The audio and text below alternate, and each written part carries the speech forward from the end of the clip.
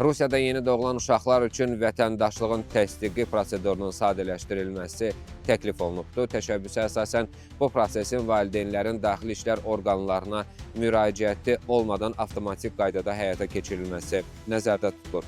Hazırda uşağın vətəndaşlığının təsdiqi üçün valideynlərin müvafiq quruma şəxsən müraciət etməsi və doğum haqqında şəhadətnaməyə xüsusi qeyd vurulması tələb olunur. Halbuki valideynlərin vətəndaşlığı ilə bağlı məlumatlar artıq dövlət reyestrlərində mövcuddur.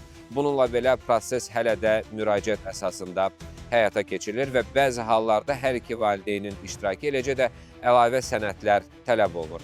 Vətəndaşlıqla bağlı qeydiyyatın olmaması gələcəkdə uşağın şəxsiyyət vəsiqəsi və xarici pasport alması, yaşayış yeri üzrə qeydiyyatı və sosial müavinətlərdən yararlanması zamanı çətinliklər yarada bilər.